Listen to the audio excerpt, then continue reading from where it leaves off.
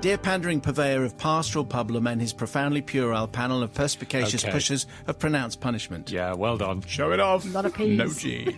This confession is by proxy on behalf of my mother, who will remain mute and beyond redemption as I seek forgiveness for her from the Holy Trinity so that she may rest in peace. This confession goes back 65 years. 65? 65 years Wow. to when my mother attended an all-girls Roman Catholic school. This establishment was run by the nuns, with names like Sister Catherine, Sister Rose and Sister Mary Immaculate.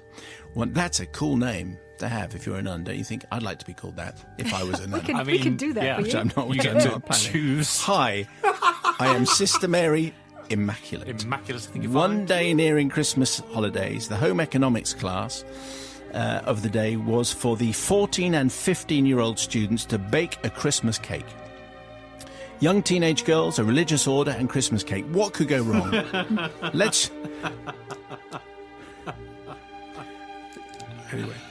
just leave that for a moment. Anyway, neither my father nor I nor my brother, let's just say this to make it absolutely clear. As a result of what happens here, neither my father nor I nor my brother can eat any Christmas cake ever. Wow, this is great. Now, it's a point of pride for my mother that at various times she said that she was a terrible cook. She wore her horrible cooking as a badge of selflessness, oft stating to her two sons, "It's my gift to you and your future wives. The meals they cook for you will never become points of marital bitterness, as you will never utter the matrimonial, fight-inducing words, not a bad rendition of my favourite dish, dear, but not nearly as good as my mother's. Better luck next time." This is 65 years ago. She is Different smart. times. Anyway, back to my mother's cooking class at school, where she found that there was a problem with the ingredients the nuns had laid out.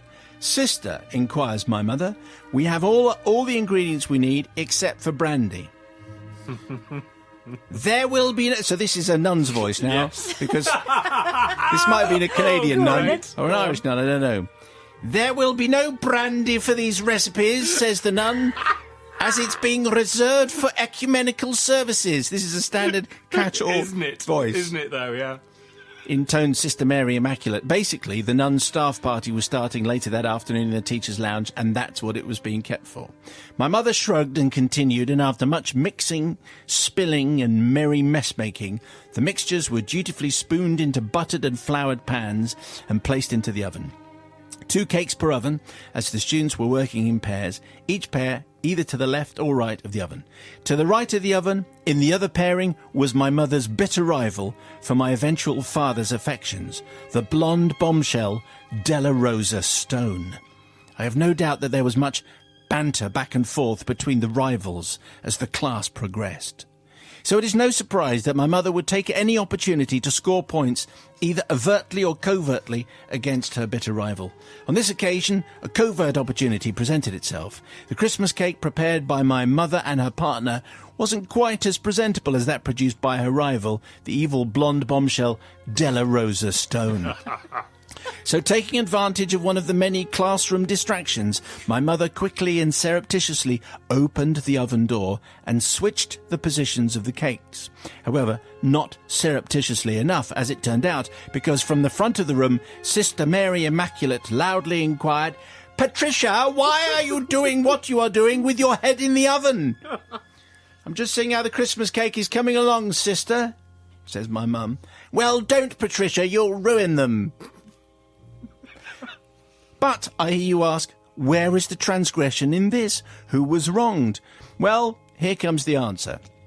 If we rewind a little, the girl paired with my mother, sometime after placing their Christmas cake in the oven, observed quietly, so that only my mother could hear, "Oh no, all my warts have fallen off." What?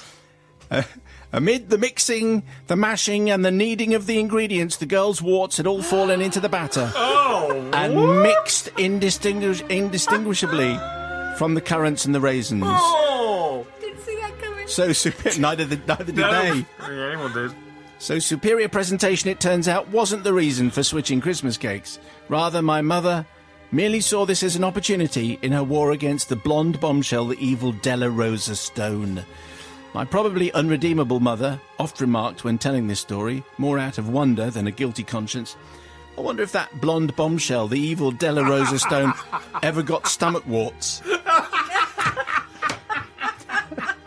If there is, I wonder if she there did. even is such yeah, a we don't thing. think there is, but, you know. Thus, Father Simon, I beg for my mother's forgiveness. However, I should clarify before the Holy Trinity renders its pronouncement that contrary to what I might have led you to believe at the beginning of the confession, my mother is actually still very much alive. It's just that she has no remorse over the Christmas cake chicanery, as it has proven to score additional points in her battle with the blonde bombshell, the evil Della Rosa Stone, to win my father's affections. And clearly she did. For that I am grateful, as I love my mother and cannot imagine what my name would have been if my mother had been named the evil Della Rosa Stone. Well, I think it's obvious. Anyway, I look forward to playing this podcast for my Luddite mother during the Christmas holidays. So pronounce away. So, anyway, we will pronounce. That is exactly what we're going to do. So thank you, Crazy Canuck. Canuck? Canuck. I'm going to say Canuck. Okay, let's say that then. I mean, I did warn you that obviously, you know, it was a slightly stomach churner, really, because you never know what's going in that mixture. In this case, a couple of warts. Anyway, what'd you say there, Sister Bobby? I don't know, it's difficult, this one, because actually, generally, I don't think you should have done it. Because actually, Della Rosa Stone, well, we don't know what she actually did to her, did she? I mean, No, a bitter rival, though, for... well, was she a rival? Was she, you know, it's one of those things that, did she kind of go for, were they already stepping out together and Della Rosa kind of stepped in? Well, she's the evil Della Well, Rosa Stone. Evil Della Rosa Stone. You know. See, we don't, see, I'm not clear on this. Having said that, I did love the story. I didn't see it coming at all. It was absolutely brilliant. But I think I'm going to have to be quite tough on you, Crazy Canuck or Canuck, and say, actually, you are unforgiven for switching cakes. I wonder if Christmas cake mixture actually has special healing properties. Maybe it does. If you got warts. Maybe it doesn't. Anyway, it's interesting because in cookery classes they do tell you to put hair nets on now these days. But I've never, and it would make perfect sense that if you've got, you know, stuff on your fingers that perhaps doesn't want to get into the mixture, then you should be wearing gloves as well. Maybe they do wear gloves now. But I love this story, and also I can't think of a better meal in which to put warts than Christmas pudding, because obviously, you know, it's all going the same way anyway, isn't it? You know, and actually, do you know, the body probably benefits in some way from having these things, and the circle of life, and all of those. So I am going to forgive because obviously it was the evil Della Rosetta Stone. So, you know, she had what was coming to her, frankly, If the name like that. If the PG certificate is still active, can I just say I once made some peppermint creams for when I was at school for the school charity bake, right? Okay. And it was only later that I realised that some of my eczema had. Lovely. Oh. But you'd spot that, wouldn't you? You'd spot that in cream, surely. Slightly crunchy. Crunchy? Surprise. Goodness me. Surprising.